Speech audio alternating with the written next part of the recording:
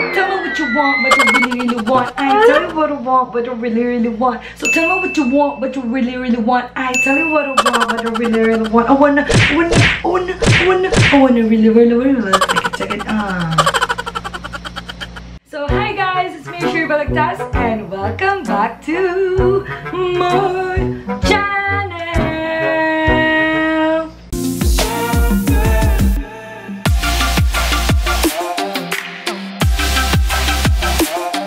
So ayun guys, nakita nyo naman, simula pa lang ng ating intro pa lang is sinabi ko na kung anong gusto nyo hilingin sa akin, ibibigay ko. Ito na nga, gagawa nga tayo ng isang skincare. Ay inyong ni-request sa akin. So, share ko sa inyo kung ano mga ginagamit kong skincare para hindi kayo naku-curious. Pero bago tayo mag-start ng ating skincare, nais ko lang po pasalamatan ng ating butihing sponsor na ang Macbeth. Thank you, Macbeth, for my shirt. Napaka-generous ng ating sponsor. Sana naman po is magkaroon din yung ating mga cashier ng giveaways. Gusto ko po silang bigyan. Siyempre, hindi lang yung ating share. Ano ko sinasabi, mag-start na tayo sa ating skincare.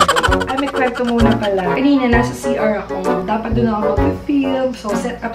Goro din yung ating share. Tapos, nilagay ko na standard camera. Muntik mahulog sa kubeta. Mbebe ko muntik na mahulog sa kubeta. Sakit sa ulo. Ito, try ko naman sana yung best ko na doon ako mag-film. Mag-video. Basta, dapat doon ako mag-video ng itong skincare routine. Siyempre, dapat pakita ko sa inyo kung paano i-remove yung makeup, diba, besh? Pero hindi ko mamagawa yun. Kasi nga, muntik mahulog ang camera. Sabi ko, Diyos ko, buwis-buhay itong ginagawa ko para lang sa inyo mga bebe ko.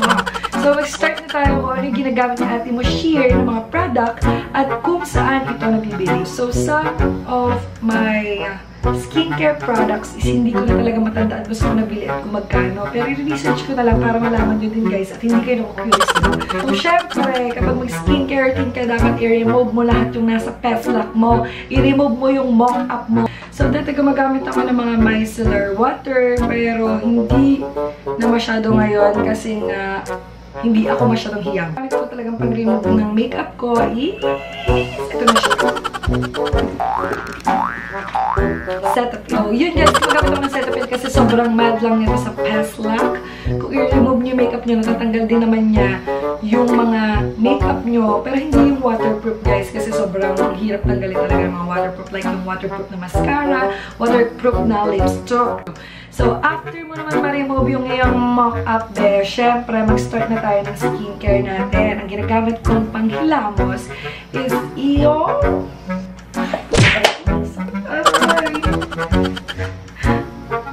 ginagawa mo. Ayan, ginagamit natin is yung Nature Republic na aloe vera. Ang sakit, tinamaan ako sa pila. Ayan, kita nyo, konting-konti na lang. Ito ginagamit ko kasi sobrang ganda na ito sa pest lock, mga bebe ko. Yung ating new share, hindi po kaya isa lang yung panghilamos. Meron pa akong ginagamit na isa. Itong isa na to is nabibili siya sa Healthy Options. Not sure. Oo, yun doon. Tama. Doon siya nabibili sa Healthy Options. So, hindi ko rin alam kung magkano to.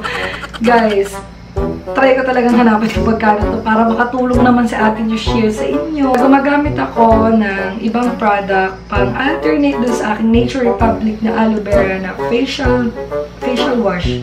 Ang ginagamit ko is yung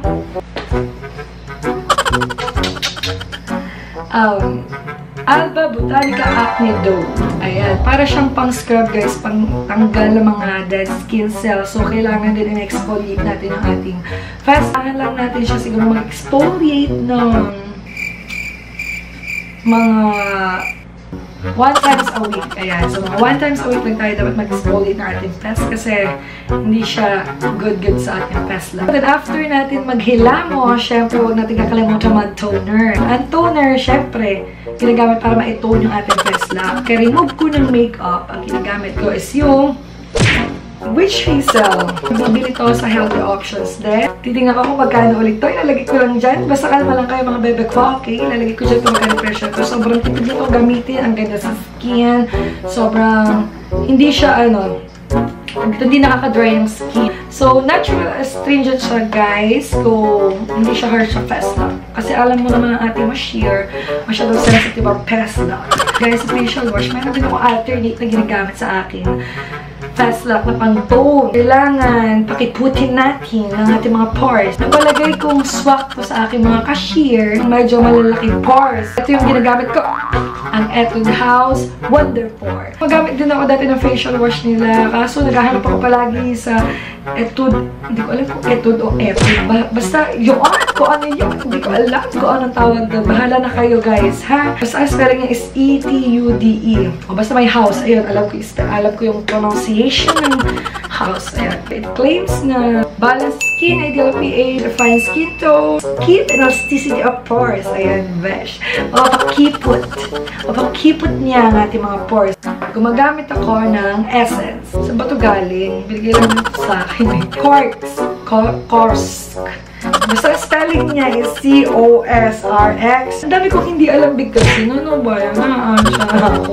Kung napapansin nyo, ito ginamit ko dun sa aking kapatid na si Nene nag-makeup tutorial. Nagamit ko to para mas ma-hydrate yung aking face lang. So, next natin is, syempre, may moisturizer tayo. Gamit kong moisturizer is dalawa din. Alam nyo naman, at nakita nyo naman, na nandun sa aking isang vlog na drunk blush makeup ko, ano ginagamit kong moisturizer niya. Isa yung sobrang tops up ako sa Nature Republic. Kaya, Nature Republic, baka naman. Charing! Nakita niyo na to sa isang vlog. Ito ay ang Nature Republic Aloe Vera.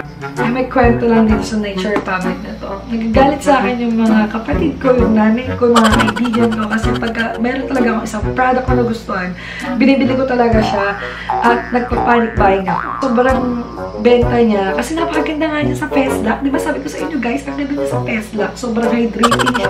So, meron pa isang product na ginagamit. Ito yung Eye White Aqua Moisturizer Whitening Vita. Eto mga cashier, isa na to is okay din siya sa skin. Sobrang lightweight lang siya. Hindi mag-clog yung pores nyo. At alam nyo naman, sinabi ko na kanina, papaulit-ulit ako, diba? Na itong mga ginagamit kong product is kailangan mild lang. So, mga ginagamit kong product is kailangan mild lang. Kasi nga, pipos yung atin yung sheer. Kasi halos araw-araw siya nagme-makeup sa work niya. So, sa mga nagtanong ko anong work ko, ako po ay isang model. Kung inyong mamarapatin, isa pong model yung Ate Sheer nyo. Nakakakwento ng buhay ko. Ito na nga. So, ayun, isang ginagamit. Ito sobrang mura lang din na to. Yung mga product na ginamit ko is sobrang mura lang din. Eye White Korea. Eye White. Baka naman. So, Ate Sheer nyo nga is Pimple Pro Skin. Ayoko talaga nagkaka-pimples kasi feeling ko pagod. Syempre, meron akong pang-cure doon. Gamit ko is yung Acne Care Acne Dry Lotion. So, itong isa na to is ginagamit ko pagka nakaka-pimples ako. Kukunin ko lang yung kulay pink. Tapos, idadot-dot ko lang siya sa mga pimples. Siguro may dry up na yun ng overnight lang. Pero, pag medyo malaki yung pimples nyo, mga nasa 3 days talaga. 3 days niya na i-dry. Yun guys, tapos na naman natin yung video sa akin na skincare routine ng ating Sheer. Pasensya na kayo guys at hindi ko siya na-i-demo sa inyo kung paano gamitin.